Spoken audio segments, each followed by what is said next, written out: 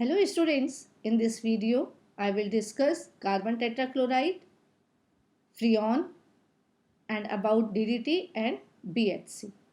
So let us begin with carbon tetrachloride. Carbon tetrachloride, it can be prepared by chlorination of chloroform CHCl3. When undergo halogenation in presence of sunlight we get carbon tetrachloride. By chlorination of carbon disulfide, carbon tetrachloride can also be prepared. This is the reaction carbon disulfide plus 3Cl2 in presence of aluminum chloride gives carbon tetrachloride. It is a colorless, pleasant smelling volatile liquid, insoluble in water but soluble in alcohol or in ether. It is non-inflammable and non-explosive. Its trade name is pyrene. Okay. Now chemical properties. When carbon tetrachloride is reduced in presence of iron and water, it gives chloroform. When it is treated with steam, then at temperature or above of 775 Kelvin, it gives phosgene. On treatment with unsaturated dihalides in presence of dry aluminum chloride, it gives trichloro derivatives of alkane. According to Riemann-Diemann reaction, that is, when it is treated with phenol in presence of potassium hydroxide, then salicylic acid is formed. Chloroform gave salicylaldehyde by Riemann-Diemann reaction and carbon tetrachloride gave salicylic acid. When it is treated with antimony chloride and hydrogen fluoride, then it gives freon 1,2. Upon hydrolysis with potassium hydroxide, it gives potassium chloride, water and carbon dioxide. Its uses. It is used as a fire extinguisher under the trade name of pyrene. In dry cleaning and in degreasing agent, it can be used. It is used in manufacturing of salicylic acid and freons. It is used as solvents for fat and oils. It is used in the treatment of tapeworm and hookworm. It is used as an insecticide and fumigant. It is used as a laboratory reagent. So this is all about halogen derivatives. Next we'll discuss about freons. Freons are polychlorofluoroalkanes compounds. These are the compounds in which carbon atom is linked with chlorine and fluorine. Okay. Now synthesis of fluorine, when carbon tetrachloride is treated with HF in presence of antimony pentachloride, we get freon 1,1, freon 1,2, it gives freon 1,2. Now nomenclature, how we give name to a freon. Suppose we have a name of freon as freon XYZ. Here X represent 1 less than the number of carbon atoms in freon molecule. Y represent 1 more than the number of hydrogen atoms in freon molecule, and Z represent the number of fluorine atoms. Okay. So X represent number of carbon atom minus 1, Y represent number of hydrogen atom 1, and Z represent its number of fluorine atoms. So CFCl3, if formula is this, then according to the rule we can write its name as freon 1,1. How? X, number of carbon atom minus 1, it contains 1 carbon atom, so 1 minus 1, 0, so value of X is 0. Y, hydrogen atom plus 1, hydrogen atom in this molecule is 0, so 0 plus 1 is 1, and Z is number of fluorine atom, so fluorine is 1, so value of Z is 1, so its name is freon 1,2. Similarly, we can write the name of CF2Cl2. For X, number of carbon atom minus 1, 0. Y, hydrogen atom plus 1, so hydrogen atom is 0, so 0 plus 1 is 1. Z, number of fluorine atoms 2, so the name of this freon is freon 1,2. Let us discuss name of C2F3Cl3. Number of carbon atom minus 1, that is 2 minus 1, value of X. Hydrogen atom is 0, so 0 plus 1, 1, value of Y. Fluorine atoms are 3, So value of Z is 3. So its name is Freon 113.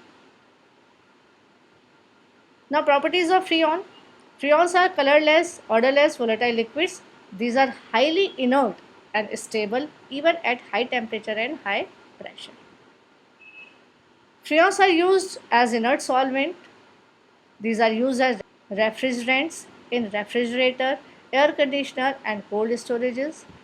And freons are used as aerosol propellants. Environmental impact of freon. Depletion of ozone layer is mainly due to freons. Although ozone gas is toxic, but 90% part of ozone layer is in stratosphere, where it acts as life-saving gas for us. 95% of harmful ultraviolet rays coming from the sunlight is absorbed by the ozone layer and it protects the Earth's atmosphere. Due to excess of ultraviolet rays on the earth, following harmful effects are there. Skin cancer increases, plants are damaged, population of plankton decrease in photic zone of ocean, possibility of eye disease called cataract increases, reduces human immunity. Freons, due to their less reactivity, reaches in stratosphere without getting destroyed in troposphere. By reaction with increased ultraviolet rays due to ozone depletion, the atom of chlorine, the free radical becomes free from parent compound. Okay. Now the atoms of chlorine destroy the ozone molecule by several destructive cycles. In the simplest example, such a cycle, a chlorine atom reacts with an ozone molecule and make chlorine monoxide by taking its one oxygen atom. So this is the reaction that ozone with chlorine free radical gives oxygen gas and chloromonoxide. This is the free radical. This free radical again when reacts with ozone, then again it gives chlorine free radical, and this reaction continues till ozone molecules are available. So in this way it can deplete ozone layer. Now, to prevent the depletion of ozone layer, the production of gases that damage the ozone layer should be stopped or minimized gradually. Production and use of chlorofluorocarbon, means freons, is decreasing in the whole world. Next compound is DDT. Its full form is dichloro diphenyl trichloroethane. More correctly, it is pronounced as PP-dichloro diphenyl trichloroethane. So, it is a derivative of ethane. Okay, it is prepared by heating chlorobenzene with chloral in presence of concentrated sulfuric acid. Then, by the removal of water molecule, DDT is formed. Chloral IUPAC name is trichloroacetaldehyde. Okay, it is a white solid compound and can be used as insecticides for controlling mosquitoes, bed bugs, etc.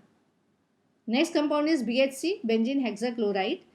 It has many commercial names such as Gamexine, Linden, 666, etc. Its IUPAC name is 123456 hexachlorocyclohexane. Now it is prepared by reaction of benzene with chlorine in presence of ultraviolet rays. So chlorine get added at the 6 carbon atoms of benzene. It is an addition reaction. Formula can be written as C6H6Cl6. Now this BHC, basically it is a mixture of many isomers in which a spatial arrangement of chlorine with respect to carbon atoms are different. It is used as an insecticide in agriculture sector. Its gamma isomer is most reactive as insecticide and this is known as Linden or Gamexine.